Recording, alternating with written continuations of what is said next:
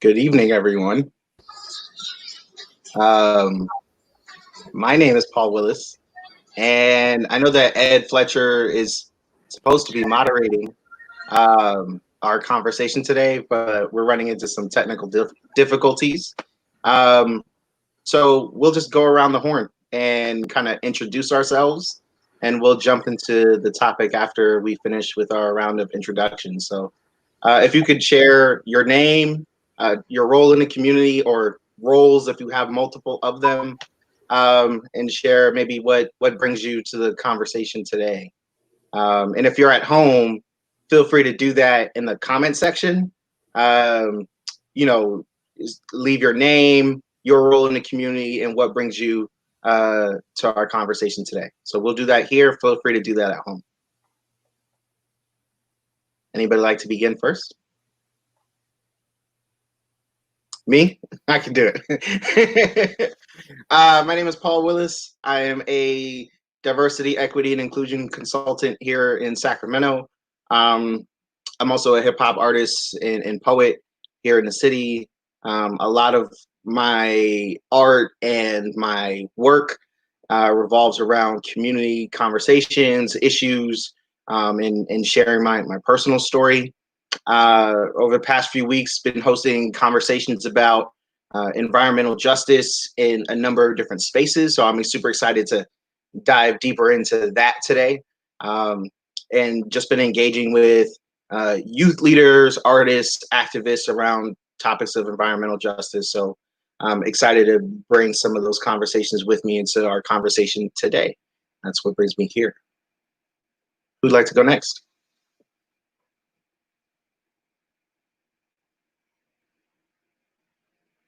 How about Logan? Because I know only fair that since I called you out, you would call me out. That's well, fine. I also know that you have a meeting at 6, so. Thank you, I appreciate that. Yeah, Logan Dreer. I am a lot of things, but here representing the work that I do in my free time as a youth organizer with Sunrise Movement, national organization trying to stop climate change and create millions of good jobs. We really advocate for the Green New Deal and other policies that meet the scale of the crisis that we're in and invest in the folks and communities who have not been invested in like they should have for hundreds of years. And then full-time, I work at Grid Alternatives, which is a clean energy nonprofit, and I work there around clean transportation access and trying to make sure that as we move into new electric vehicles and electric transportation, that we're also using our transportation system and the changes we're making to it to improve transportation access for everyone. And so, yeah, those two things really speak to the work that I do around environmental justice and climate justice. And since we're passing, maybe I'll pass to Naila and Naeem. All right. Naila Pope Harden, Naeem Harden here. I have been a community organizer in South Sacramento for the last 10 or so years. I think when I started organizing, it was purely out of survival, like we're South Sacramento, so resources were being taken away from us, and we were constantly having to advocate just for our livelihoods and survival. And after a few years, realized that all fits comfortably under the environmental justice umbrella and haven't really looked back. So I do that on the side. I have a really fun project about open spaces and reclaiming communities that hopefully I get to talk about at some point during this. But I also have a day job at Climate Plan, which is a statewide coalition that focuses on climate, land use, transportation, and housing, and the intersection of all of those, and make sure that California is aligning with its state goals. If you hear cartoons while I'm speaking, rather the cartoons than a screaming baby. So that's where we are. I look forward to the conversation though. And yeah, I'll go. I'm Ariane Ortegare. I work with Logan at Grid Alternatives and work across all of our different programs trying to build community connections and make sure that we can secure funding to have sustainability in our programs. Really just passionate across the board for community involvement when decisions are being made. So not just that you can hear what voices are saying, but that they're in the room when the decisions are being made. And I think that's a really important piece of environmental justice, is that inclusion is so important in trying to make sure that not just when things are happening, there's included, but also that the benefits and the opportunities that come with so many of the changes that we're seeing every day, and that they're being spread around to everyone. They're like Naila, I think, had talked about a little bit earlier. These are things that are not just your typical environmental impacts that you would think about, like air quality, but it's the environment that we exist in every day. It's all around us and the things that we're fighting for. And I am a big fan. I've heard a lot about what was being said in the Mayor's Climate Commission. And I think those are the type of things that we need to see more and more. We need to hear more different opinions and voices, and see different perspectives play out into our everyday lives in the city. Thanks for bringing that up, because I know that we want to talk about racism. We want to talk about inclusion in these conversations, and what does leadership look like. But before we jump all the way in, if there are folks who are brand new to this, it might be a good opportunity maybe just to define what we mean when we say environmental justice. I'm surrounded by experts, so I'll leave it to y'all to help define what is environmental justice.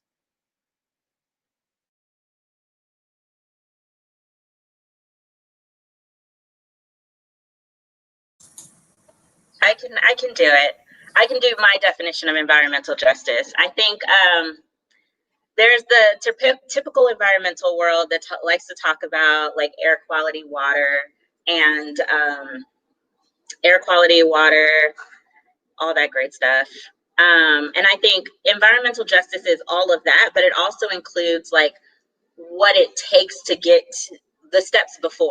So like environmental justice also includes illegal dumping for me, because that's part of the environment in these communities, and they have negative impacts depending on what's being dumped in these neighborhoods, right? I think environmental justice is taking all the environmental issues, but also adding that race and economic lens so that everyone is treated fairly. Okay, well, I'm gonna pass it to Logan. Yeah, I'll try to take a piece of it too, and I'm sure as you'll hear, it's a really big thing.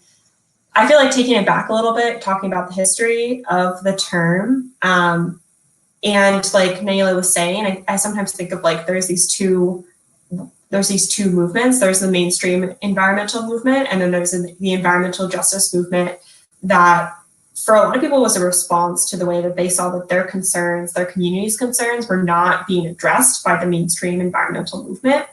And there were some particular meetings that were led by folks of color, environmentalists of color in the 1990s, who were like, we are not represented in these mainstream environmental movements. We're not listened to, and the things that our communities need are not being funded.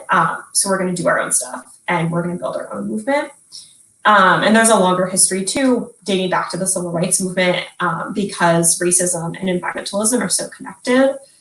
And so when I think about environmental justice, I think a lot about, there's this idea that the environment is not just external, it's about where we live, where we work, where we play. It's about our bodies. Thinking about environmental health is really important in environmental justice. Thinking about workplace safety, like especially right now, who has access to a safe work environment where they're not being poisoned by their work, who has access to safe home where they're not afraid of being poisoned, being killed. Those are all environmental justice issues. And I think environmental justice is really fundamentally about power. Like if certain communities had access to the same amount of power as others, we wouldn't be seeing a climate crisis right now. We wouldn't be seeing a lot of the other crises in the environment that we're seeing right now. Like if there was no place that we thought of as a way where we could just dump our trash, we would have thought of other ways to deal with our waste than, dumping them right now. If somewhere like the Marshall Islands or Bangladesh, which are really low-lying countries, if they had as much power internationally as the US, they would not be facing basically existential crises right now to sea level change because of climate change.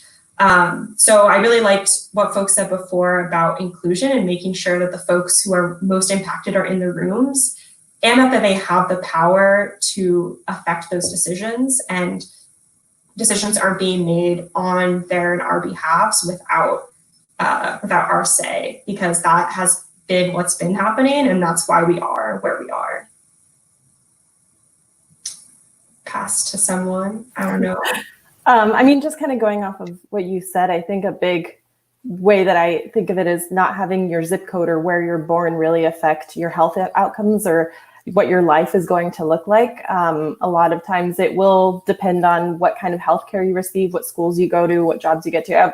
It all begins from where you grow up and what you're surrounded and exposed to. So really just thinking of it in those terms, it should be the same. We should have all equal access and opportunities at point of birth, which oftentimes that is where you see from the hospital room where you're born that the inequality starts, and that is your environment, and it goes out to your home and your vehicles, the type of air that is, because maybe there's older vehicles, or the types of investments that your local government can afford to make. And it just all compiles. It's a very intertwined, integrated experience. So environmental justice, I think, is thinking about those outcomes at the beginning and thinking, how is this going to impact someone down the line in every step of the way? So not just thinking of immediate impacts, but really thinking long-term and having more thoughtful and considerate thought at the higher levels of decision-making in our governments and bigger business. So I'm hearing public health. I'm hearing, that a lot of people think about, the climate is this really large thing, but kind of zooming in on our communities, air quality, the quality of our water, some other things, access to healthy food, access to transportation, to kind of get around. Those are all kind of environmental justice issues that folks may not want to talk about, and issues around racism. If you don't feel safe in your neighborhood, that's an environmental justice issue. I think about everything that's been happening in our country over the past few weeks, and we've definitely kind of changed the climate, right, of our cities and our neighborhoods, and people are finally thinking about this conversation about public safety, and what does it mean to reimagine what public safety is, and that's all part of the conversation too. So I'm glad that we could kind of get on the same page for all those folks at home who may not know, what environmental justice is. Those are some examples of the things that we'll be talking about. But let's get right into it. Let's start with just race and inclusion and environmental justice and leadership. There have been a lot of folks who locally here in the city have spoken out. I heard somebody talk about the mayor had a plan, an environmental justice plan. Maybe we can elaborate a little bit more about that. But our Black and brown people, or people from marginalized communities, are they represented in these conversations? Do they have a seat at the table? Where is the table? A lot of folks don't know, but want to know.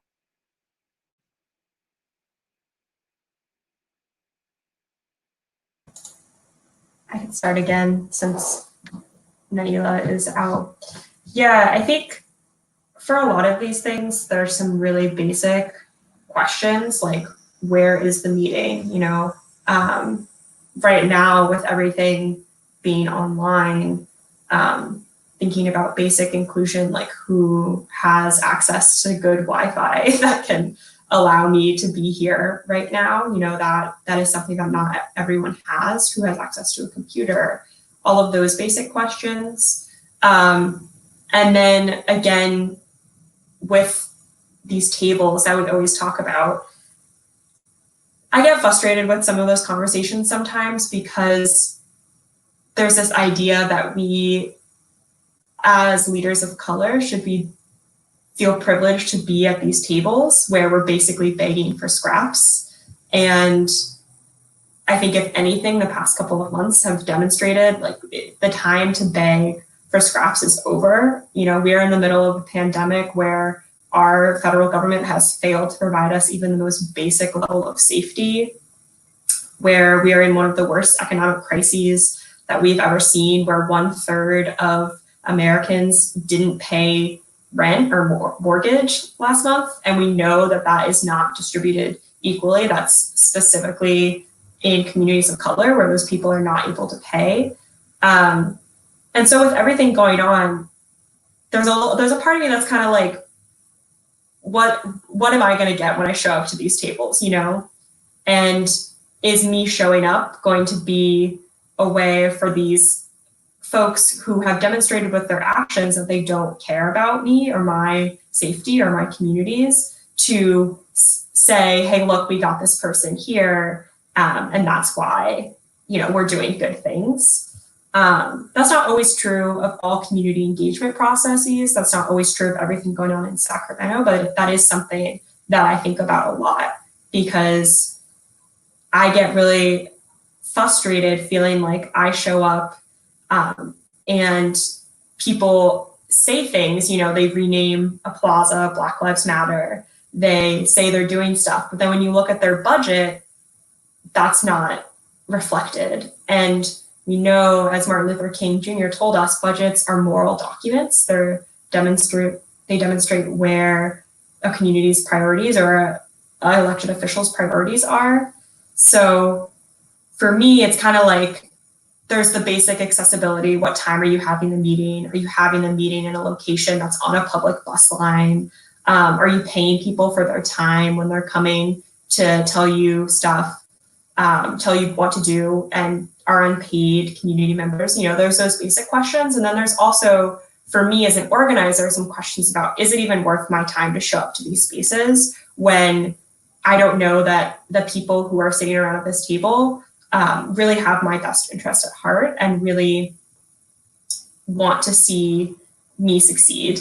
And for those kinds of questions, that's when I really judge that by, especially for elected officials, by their actions and their budgets, because it's really easy to say Black Lives Matter. It's really hard to spend like Black Lives Matter and to do that consistently throughout your decision-making process.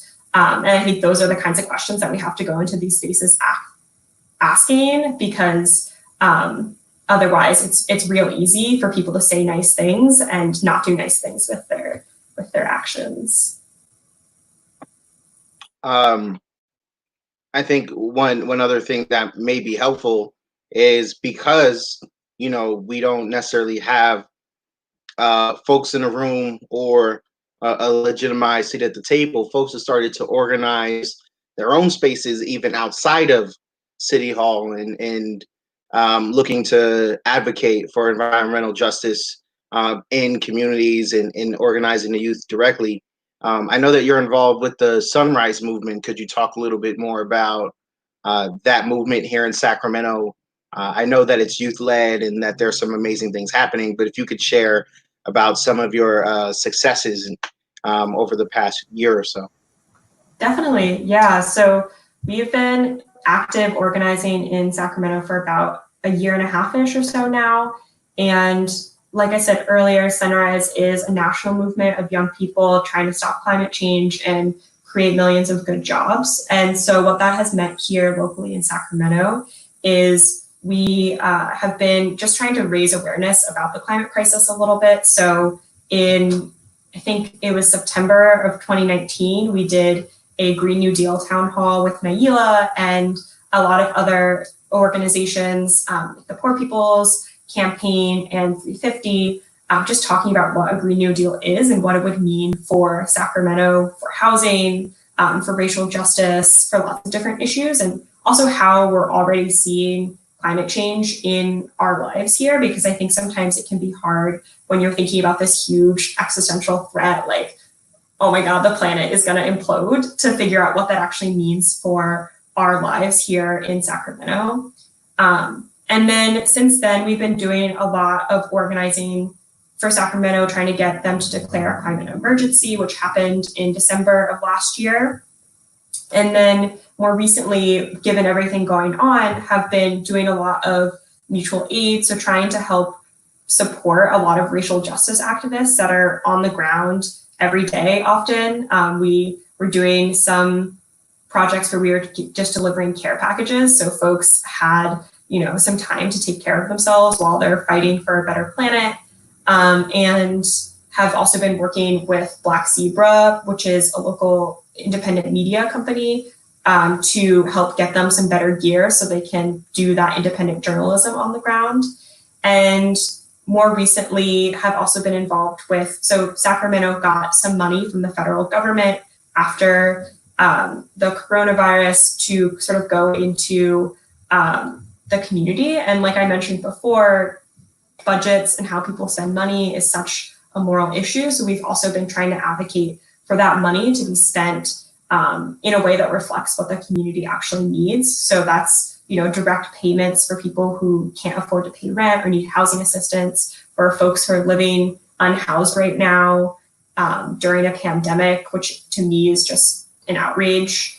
And then also thinking about how we can use that money in this time to put a down payment on an economy that is not run on fossil fuels that are killing our planet, and that works for everyone. And so really trying to reinvest that funding in communities in Sacramento that haven't gotten that, in communities of color and our most vulnerable folks. And then now we actually just had our first press conference today as part of this larger coalition for People's Budget Sacramento, where we're basically like, if you look at our budget, again, you'll see that most of the general fund for Sacramento and for Sacramento County are going towards prisons, police, and court systems, and not towards our community, our youth, education, climate change. So really trying to work with a coalition of lots of other incredible organizations. Like I'm trying to think of all of the names that they actually have and not just the acronyms, but there's Black Justice Sacramento, the Alliance of Californians for Community Empowerment, Katie Valenzuela, our incoming councilwoman, lots of other folks, just trying to really figure out, like, if we had control over our budget, what would we want to see? Because I'm sure most of us and most of the folks listening, you wouldn't want to see like 40, 50 for the county, 70% of our budget going to police and prisons, and 7% going to our youth and to education and things like that. So that's also what we have been involved in. No, that's awesome. And I know that you got to go in a few minutes, but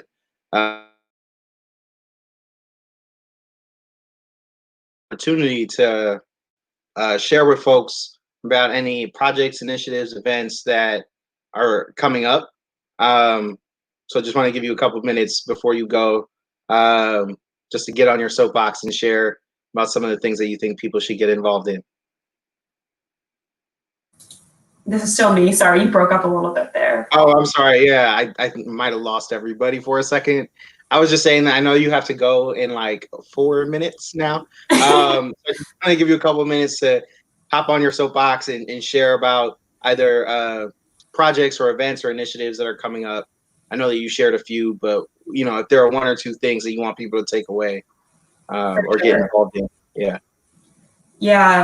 Yeah, I'm sorry, I do have to run. The life of an organizer is that you got only so many evenings to have meetings, and so like 4 meetings every weeknight. There's so much going on, and all the things that I mentioned are still pretty active projects. So there's places to donate to help support Black Zebra.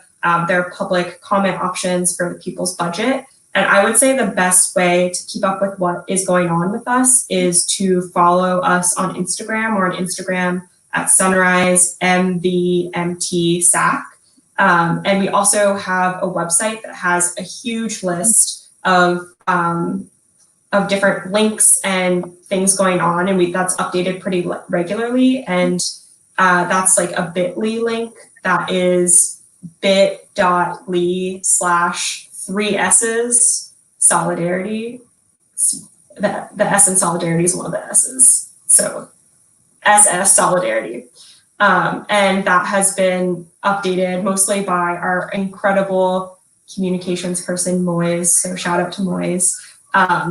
And with just like resources, places to donate, petitions to sign, city council meetings to show up to. And if this is, I think we're all learning, but especially if this is a place where you're still learning and really want resources, it also has like, what is anti-racism? What is anti-Blackness? How do I show up as an ally to these struggles? So would really recommend checking those out. And it looks like someone just dropped the Instagram in the chat. So shout out to that. Yeah, I just checked some of the live comments. As you were talking, Kiara just started listing some of the people and organizations. So Kiara's on it. Big shout out. But whenever you have to go, that's all good. We appreciate you, spending part of your evening with us. I know how busy it can be as an organizer and as an activist. So I just appreciate you joining us and wanted to share that with you before you left. Yeah, thank you. I really appreciate all of you and the work that you're doing. And Kiara, in the comments, that is organizer energy, dropping those links. So shout out to you too. And thank you all again for having me. It was really great. Cool. Thanks. Bye. Hey, y'all. Nyla, welcome back. So just some of the ground that we've covered so far. We've defined environmental justice. We started talking about race and inclusion in these conversations and what it's like to, know or trying to gain access and power in the rooms where these conversations are happening. And then also kind of organizing outside of those spaces as well. So wanted to kind of open up the conversation because, we no longer have Logan, but wanted to open it up to kind of talk about the same sorts of issues. What have you noticed in terms of marginalized populations and communities of color in these spaces, where these environmental justice conversations are happening? Are folks showing up in a position of power, or do they have to create their own tables? And if there are other spaces that maybe Logan didn't mention, we can talk about some of that here. Yeah, I have a lot of thoughts about those things. So let me start with the idea about like power at tables and creating your own tables. I think both and. I think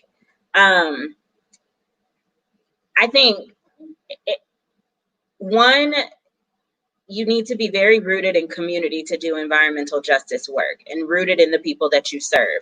So when you are invited to these tables, you aren't just tokenized, but you really are there to amplify and uplift voices of folks who can't make the meeting times, don't have access to the meetings in the same way, right? I think there is a way to do it without being tokenized, where you really are bringing value, not to the meeting, but to your community. I think it's super important.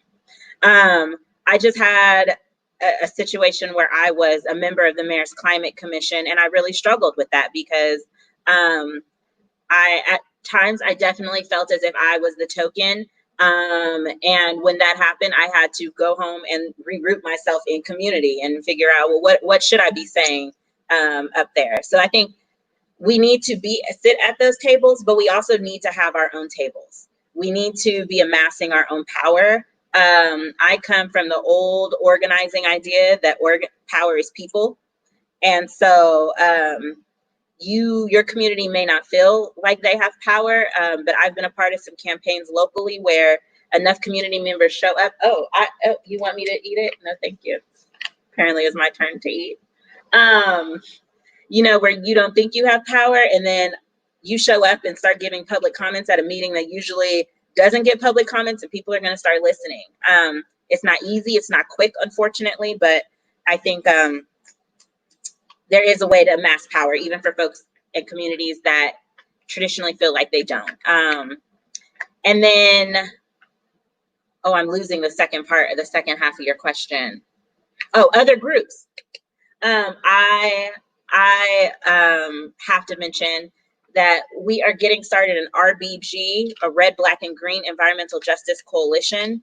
It is basically because a lot of folks in the Black community that do environmental justice work were being tokenized and being invited to meetings. And we wanted to create a coalition that could really capture the Black voice and the need of Black folks in Sacramento when it comes to environmental justice issues.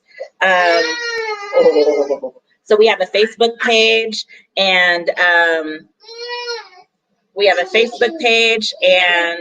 we are trying to figure out, we're going to try and do some type of town hall and listening sessions coming up soon. So look out for that. But that's another group to tap into. Just to kind of jump in as far as there being voices, I think there needs to be a lot more funding on the front end for communities to participate and make lower barriers for participation. I've been involved in projects before where there is community organizers that are paid for their time because everyone else is getting paid for their time to be there. So that's just making it an even playing field in that sense. And with a lot of the meetings, like Logan had said about, you know, where it's being held, what time it's being held, but also is there childcare available, things like that, that make it easier. Is there food available? You know, if it's during dinner time, I think those different pieces, you really do need to pay for someone's value. And on a lot of bigger projects that are going into communities, they will have a big town hall and take comments, and those comments go nowhere. And people don't see that input later on. It doesn't really play into what's going to happen in the community. So there needs to be accountability, and people need to come back and say, this is what I heard, and this is what I'm doing because of what I heard. And that's the other end of, where are the dollars going? Are they really supporting what was said, what community came out and said? Because if somebody is taking their time to share with you what they need, what they want to see, you better answer that call, and you better do what people are asking for, because that's how you get them to come back. That's how you have dialogue, and that's how you get a back and forth, is that you're actually listening to what people want and showing that you are serving the community. So I think it's an investment beginning to end, and then for the next thing, it needs to build trust over time. I think also just for the mayor's commission, just kind of what you'd brought up as far as like other things to participate in. There's a group within SAC 350 that we're just trying to get together to hold accountability for those recommendations that were put out, and trying to get input from other community groups of, since a lot of the recommendations were broad, what does that actually look like? And trying to see really like task oriented, what is this? What do you want to see? What projects does this play into, and what impacts do we see from that? What are the results? So if anyone's interested, just kind of to reach out, you can share my email, or I can put that out there. But to join that SAC 350 group, and want to invite any other groups to share, because it's going to take a lot of different people coming together and pushing on city council, pushing on those who are making the decisions to say, this is what we want these recommendations to look like. And then if they don't look like that, you have to go back and make sure our voice is heard about that too. You brought up accountability, and I think that's important. Just the idea that you both have shared, even if there are community leaders when they show up to spaces, because they might have the opportunity, they might have the access and a little bit of power, say so in the room, going back into the community, kind of sharing their findings is, an extremely important and valuable component for accountability. Are there ways to hold some of our city officials accountable to community input and voices that we've seen be effective? Or, do we have to organize outside of, city hall to hold those leaders accountable? Are there methods or tools at our disposal, for that accountability now, or do we need to kind of create something or create a method or a way to hold them accountable.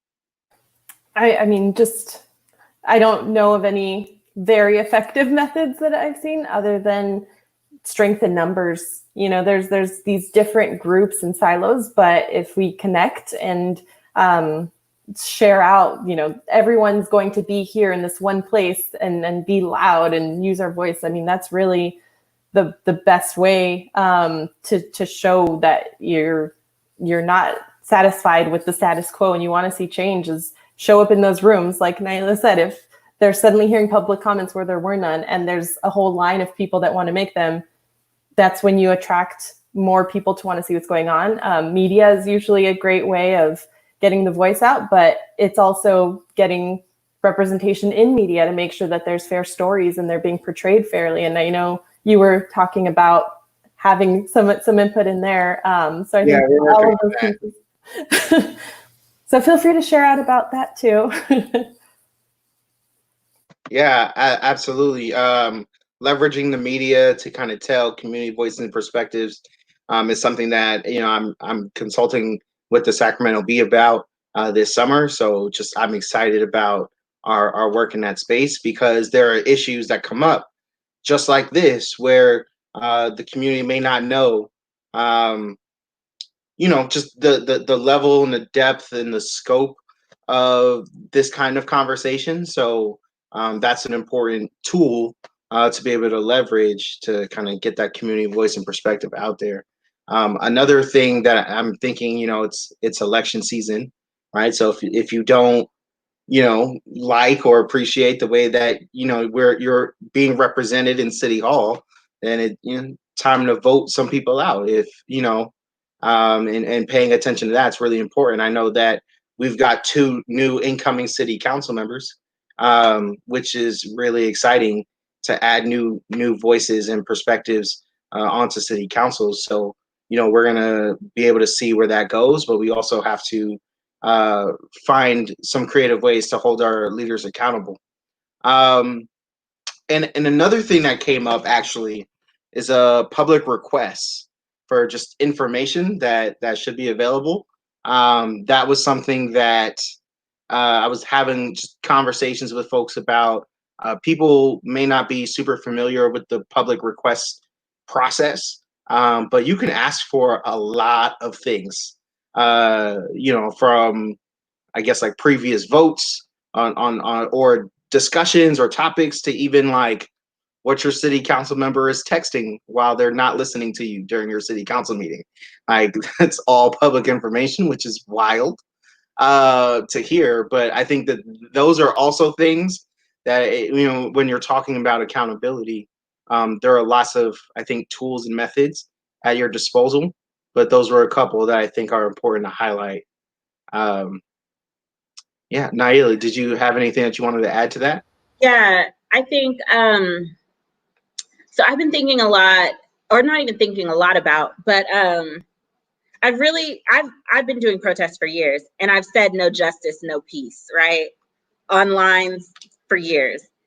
And really thinking about like what that means. And it doesn't mean that we necessarily have to cause a ruckus. Part of the piece, I promise you, he's not crying when I'm not talking.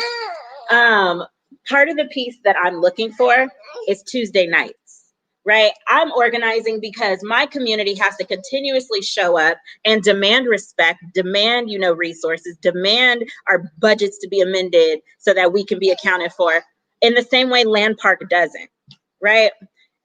So my piece is disrupted constantly because every Tuesday or before Tuesday, I have to look at a city council budget and figure out, city council agenda and figure out, is this something that is attacking me and my community?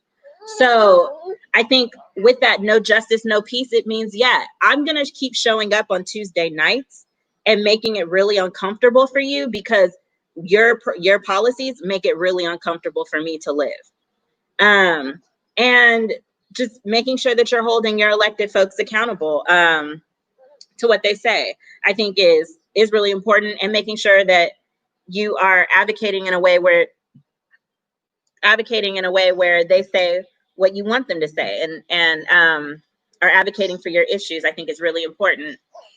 And also creating outside tables and disconnecting from the system is super important, right? If there are ways for us to not participate in those systems and be complicit, then that's another way that we can show or make them accountable. You guys don't want to give us access to certain parts of the city, fine, then we won't go to those parts. We can build within our own communities.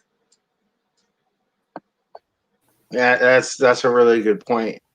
And kind of leads really well, I think, into this next question. So what are some of the different improvements that could be made in underserved communities around environmental justice? What are some of those things that we'd like to see differently, particularly here in our community in Sacramento?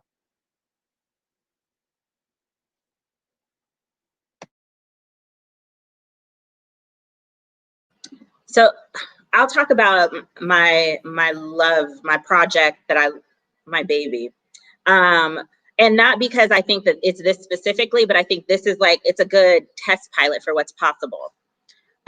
So we have a creek that runs through the back of our neighborhood that's fenced off, gated off all my life. I've never really had access, never even paid it much attention.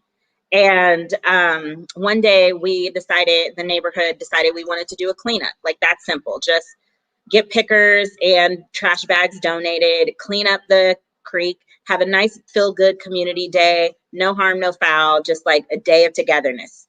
And while doing that project, we realized there was actually funding to revitalize that creek, right? To turn it into a walkable, bikeable path, to bring amenities to the community.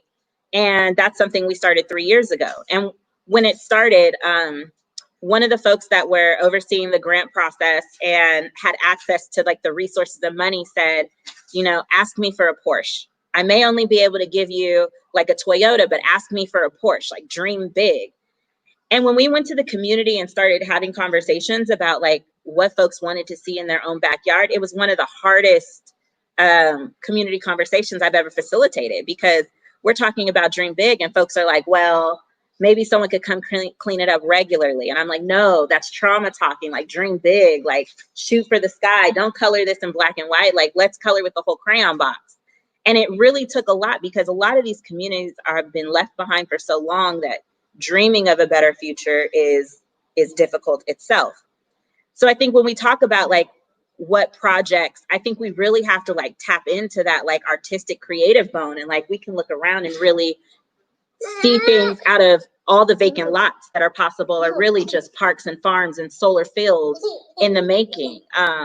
All the creeks can become waterways and fun science, you know, classrooms for students. Like there's the options and the opportunities, I think, are endless if we have the political will and the creativity to make it such. Yeah, disrupting hopelessness is one of the most powerful things that folks can do. It's hard when people have been disenfranchised from the system for so long and they feel powerless, to then really get people to believe that something is possible. It's hard to get them to dream that big, but you know that's the nature and importance of our work.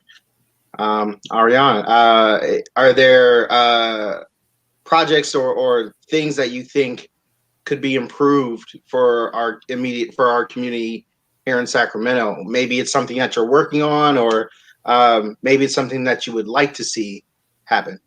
Sure. And I definitely love that. You know, you don't know what you want if you don't know it exists. And so just that exposure and seeing that, I'm definitely right on with that.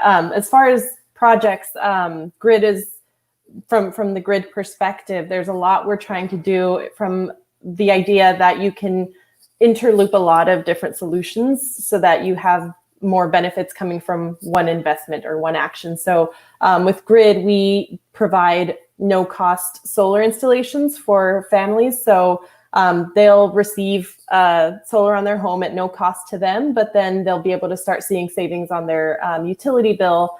And that is something that we kind of layer with having solar training on those homes. So we'll get trainees from the same community that may have different barriers to entry for a job. They might be unemployed at the time or just not have the idea that they could have a career in solar, because these are careers that build. And so we'll bring them and have them learn the different skills, get on the roof. And so you're kind of doing multiple things at once. You're getting them ready, getting them trained and building these skills. You're having the family have some savings and lowering greenhouse gas emissions locally. And we started adding to that formula where when we go to homes, we're trying now to prepare the homes for electrical vehicle infrastructure. So there's a less barrier there. When looking to buy a car, you're like, well, where am I going to charge it? Now it's something that's already in your home. So you're more likely to think of that as an option. That's something that you could have and want. And then also when we're in their main service panels, well, let's get the home ready for electrification, because if it's something that they're talking about at the city, that all of these homes are going to be electric, well, then whoever's stuck with an older home that can't go electric is going to be stuck with a higher gas bill. So if we're going in there, we try to do kind of as many fixes and upgrades as possible. So then this home is, you know, more set for the family to adjust to any transitions that are happening. I think a lot of times the disadvantaged communities are forgotten when we're thinking and dreaming big of everything's going to be green and everything's going to be electric, but who's going to be left behind when those changes happen, and who's not going to be ready for any costs that come from it. So those are different ways, just with the main core program. And then with the program that Logan's on, our clean mobility program, we're trying to make access to electric vehicles easier just across the board. So we have a one-stop shop tool that we've been developing that shows someone they can just go to the website and see, oh, I'm eligible for all of these incentives. I can, you know, once I go shopping for an electric vehicle, I'll be able to cut off maybe $10,000 or more from that price tag because of all these incentives that it's hard to locate on your own, because one's living in this state incentive, one's living over here. It takes the time to find it and access, and what application doesn't match with what. So just trying to make that simple. And then in Sacramento, we're going to administer the Clean Cars for All program. So it really allows someone to come to us and we walk them through the application and walk them through the different tax forms. And, you know, it's a complicated process that nobody has time to go through that. Nobody has the time to do it. So this allows them to really lean on us to really do all of that hard work and connect them to the right dealer that's not going to give them a hard time and give them that award letter. So I think that's the essence of all the different programs that we're trying to implement locally, is that you got to make it easy for people, because everyone's busy, and especially with COVID and everything right now, I mean, everyone's just trying to hang on to a job and keep the lights on. And I think if you can make benefits happen for multiple people with one project, that's what we got to do. We don't have time to do everything and pay for everything, because that's just the state we're in. We've waited too long. So we got to get smarter about the way that we bring change. And I think that leans back to the creativity thing of how do we make 5 things happen with one investment? How do we bring smart technology and electrification and EVs and solar and bring it all in one package, so that when you're putting that dollar towards a project, it helps someone in all these different ways, not just the one way, one thing at a time. We're done thinking that way. We got to think smart now. Yeah, I agree. That's some really important work there. I think some of the things that I hope to see, I want to see our air quality improved, namely in South Sacramento.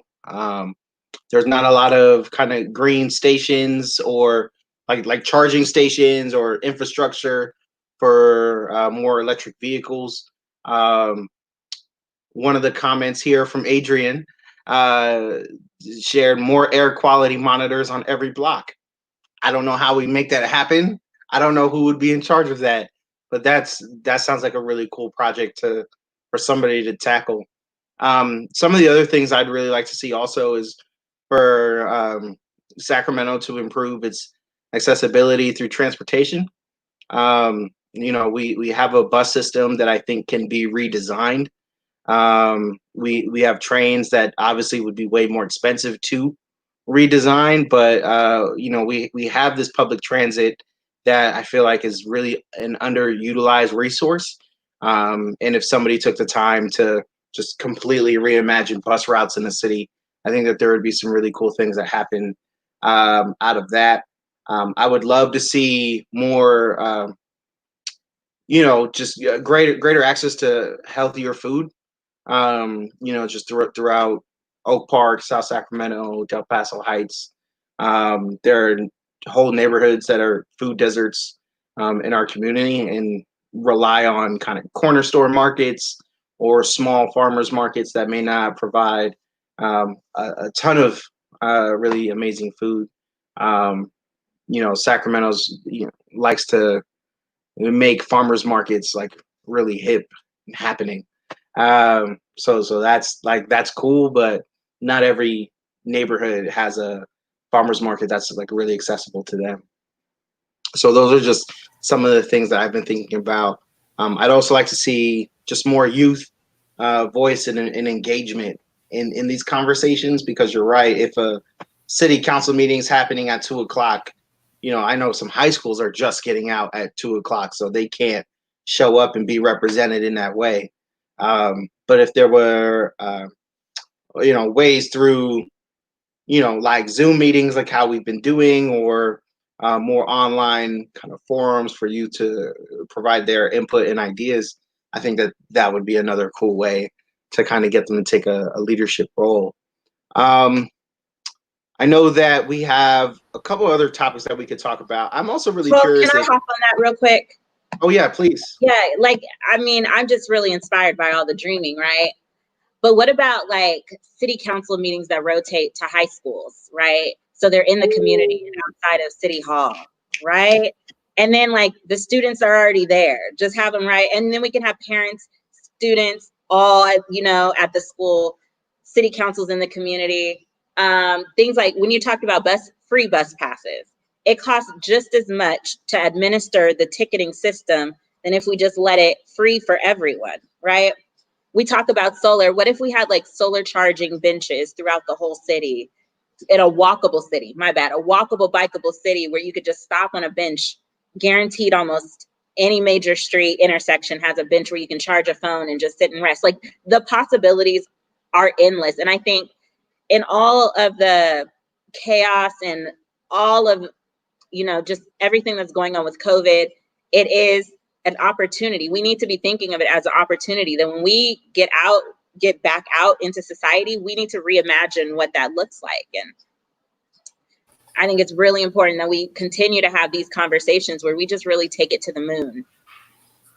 I gotta agree with you and jump in on that of like, can we just have regular dreaming sessions of like what can be and happen? Like I know there's a company that has streetlights that have like air monitoring sensors on them and Wi-Fi capabilities. So right there, you spread Wi-Fi and air monitoring throughout the city with something that already exists, or, and you can throw solar on that too. And as far as like going into schools, there's a program in Stockton with edible schoolyards where they try to make food something that's like brought back to students as like a learning experience where you see what's possible with food and being creative with it and making it this fun thing that you look at and not just like, oh, I have to eat lunch now. And so if you're bringing the city council meetings to schools, then maybe their projects is to cater for the families that are coming to hear the city council meetings. And that's how we have to, everything needs to just be integrated at this point.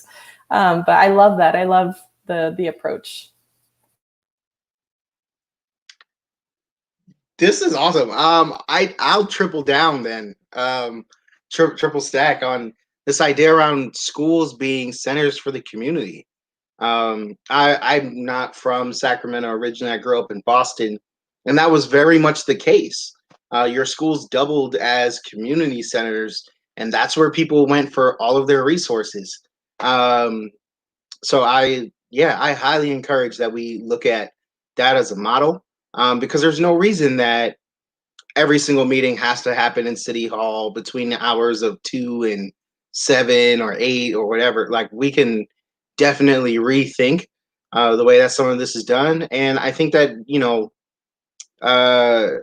it'll be a great like civics lesson for students about how city government actually works. But hopefully, we can get to that point where students get to go back to schools.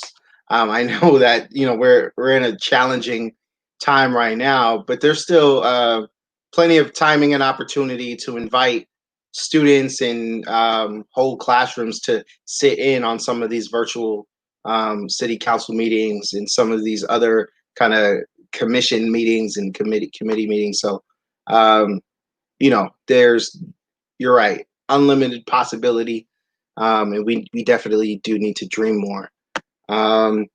There was a comment here that I thought was really interesting, and I'm not sure how to answer it.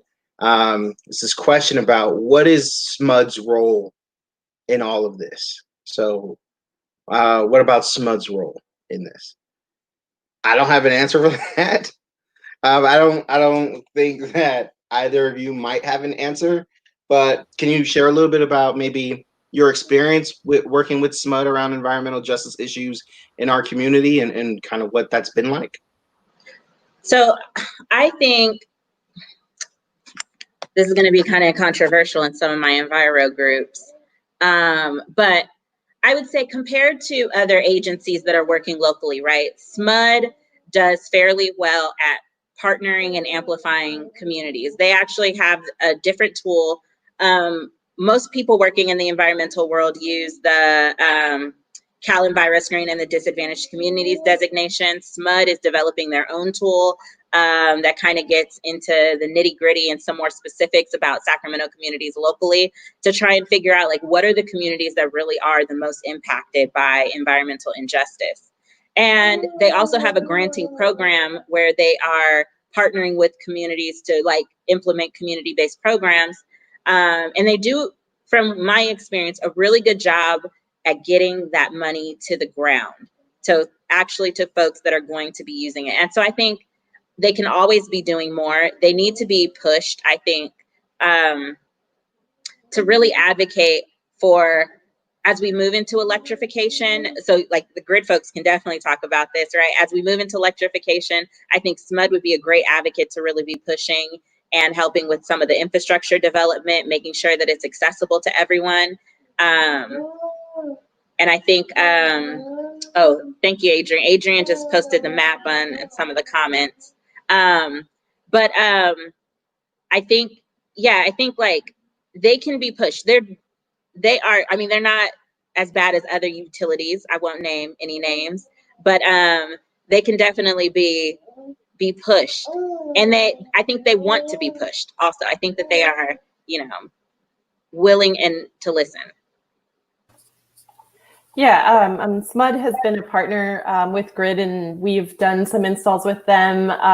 They've actually really been a big supporter of the single family program, and we're actually working with them to add solar for the Sacramento Food Bank right now, because that just allows them to spread food further. But I think as far as a role, I see them as they have this potential to be that connection of the dots. They can stand in the middle and see all the different organizations doing work and what's possible and where those overlaps could happen. So I think they could step into that role of really connecting people and having that overlapped benefit and outcomes come from it, and even use the power in rooms like City Council and really pushing forth those decisions and making sure that we stick to environmental justice values, and that's something that's being held to. And I think that's just across the board. Anybody in a position of power should use it wisely and use it to align with your values. And so I think there's a lot of really great potential there.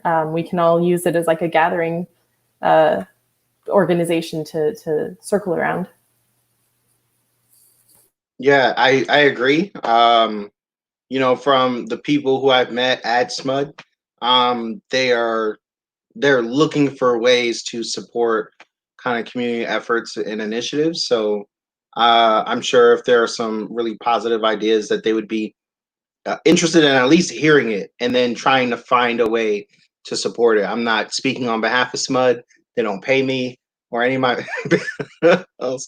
I just know some of their leadership there that's involved in community work and with giving. And they've been a tremendous support in those ways. So that's just my experience of what I can speak to. They also have the Shine grant that's open right now.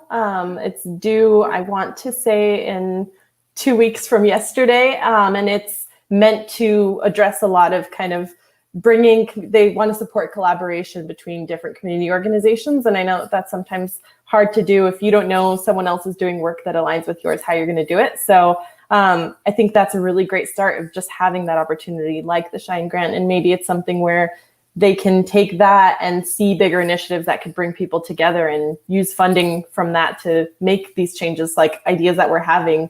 Maybe they can be the ones that host the room that these types of dreaming conversations occur in. Yeah, that would be really cool. I hadn't heard about that grant, and I'm hoping that there's somebody in the comment section right now who can post the link to that. Absolutely. Here's a question that came up, and it's posted on the screen right now. How can we support people of color at our workplace? And I'll share there's a lot to unpack with that particular question. I can maybe jump in because a lot of my work is around that question specifically. And it's just this idea that like assimilation is not enough, right? You kind of have to recognize and honor people, their backgrounds, their experience, and their skill set. But leadership looks different to everyone.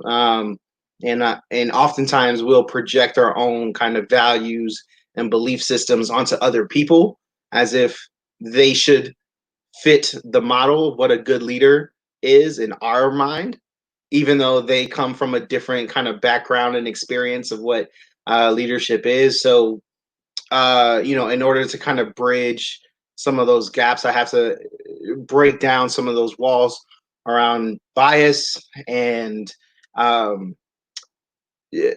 just helping people understand that if you're going to find ways to support people of color within your organization, you have to deconstruct and dismantle racism and behaviors that then favor white supremacy in the workplace. So there's a lot to that, but if racism can be internalized, interpersonal, structural, and institutional, then your response to that kind of racism needs to happen at all of those levels also. So that's my push for people, to begin to think about diversity, equity, inclusion. A lot of folks will start with like policy shifts and changes, which are important. Some folks will start by hiring more diverse people within their workplace, and all of that's cool. But if you don't reset the culture within your workplace, then all of those other efforts will be for naught, because it requires the support of everyone in the organization, from the CEO all the way to your entry level positions. You can't just hire a diversity manager or director and then expect to have all your problems around racism or gender discrimination, right, solved with one hire. You need everyone to be working towards getting better in that space. So that's kind of my response to that question. I don't know if y'all want to add to that. Yeah, I would just add, people of color aren't a monolith, and so there's not a one size fits all, fix or way to support folks. I think if we are talking about organizational, if we're talking about interpersonal relationships and organizational culture, that's going to be a little bit different. I definitely agree with what Paul just said around the hire is not going to be enough. The diversity manager is not going to be enough. You really have to do internal work. You have to do anti-racism work. I think, and it's also not, in my day job, one of the things I'm wrestling with, I'm working with an agency that put out an anti-racism statement. And I said to them, it's not enough to do no harm. You actually have to undo harm. And you have to be open and receptive to that. I think if we really talk about changing workplace culture so that people of color feel safe and included, I think it's going to have to be uncomfortable, and you have to be prepared to be uncomfortable with what that outcome may be, and allow folks to really speak their truth. There's just a ton of microaggressions that a lot of people of color in workplaces are dealing with often, and that's a huge culture shift.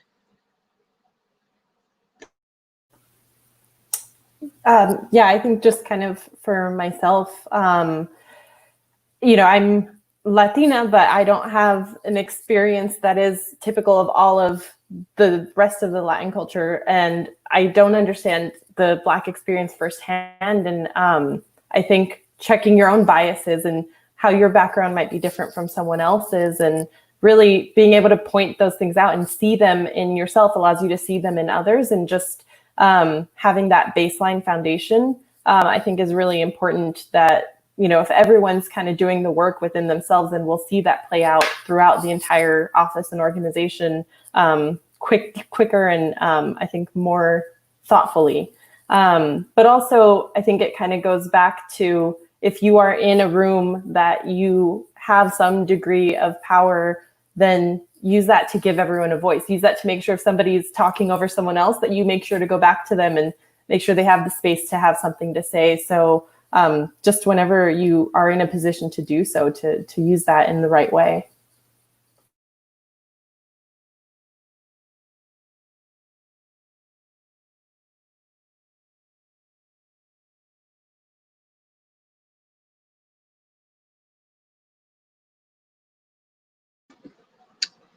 Paul, you're muted. Yeah, I didn't catch that.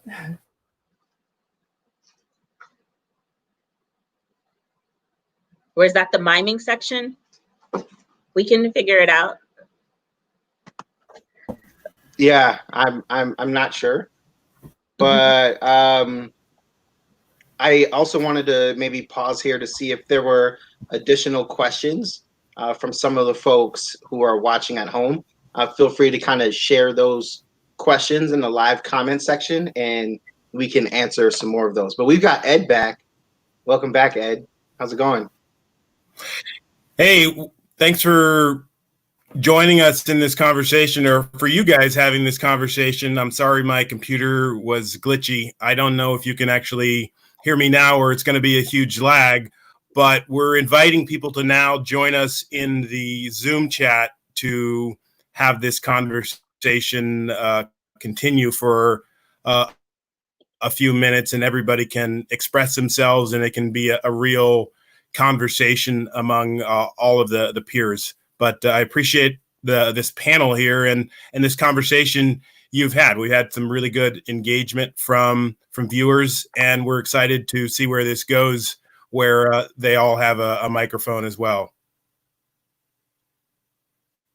Yeah, absolutely. So if you guys want to offer some final thoughts, and then we'll go there. Perfect.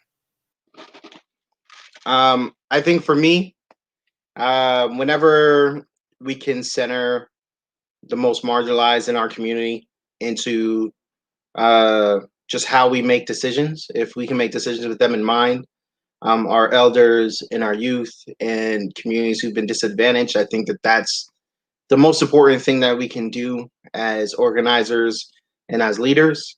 So if there's any kind of charge or anything that I want people to take away, it's to make decisions with our young people in mind, think 7 generations ahead, you know, in terms of the impact of our decisions, and to make sure that we're not taking up space, and that we're accurately representing the community voice and not just our own.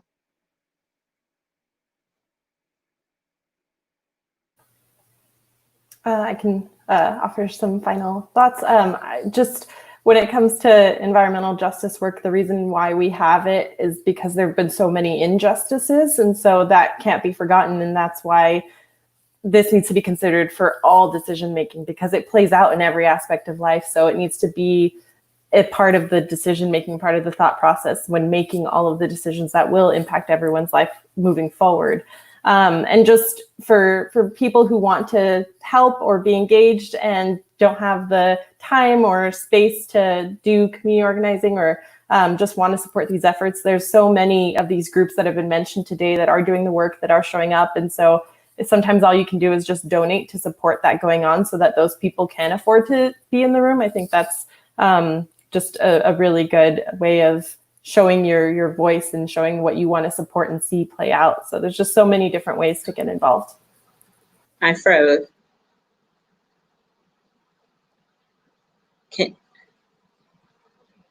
Is it on me? I froze. Yeah, you're back now. Is it on me? Gosh, okay. The level of chaos that has happened on my end during this, I literally have had movers come in, my son. And so I think a good point to leave it at is, I think one of the first things that we can do to like embark on environmental justice work is make room for people to bring their whole selves to this work.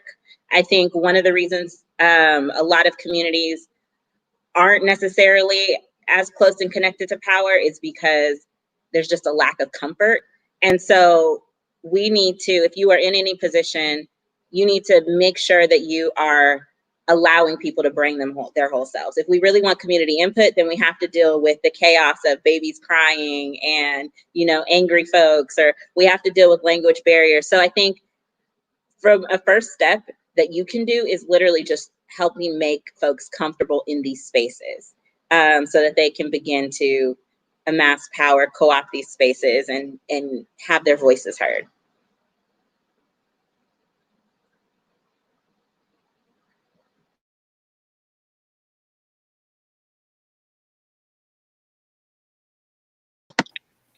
Awesome.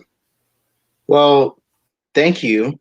I know that we're going to head over into the Zoom space, and we'll allow Ed to kind of close out the live stream portion here. I know that we're... Yeah, so you thank you all for this experience here, and I'm going to sign off, and this stream is going to continue so that people can see the Zoom information here for at least a few minutes, and hopefully everybody will join over there for the conversation. I'm Tom Will is over there waiting next to people that are behind the scenes of this broadcast, so that will be over there waiting for you on Zoom. So please go there now. Thanks, everybody.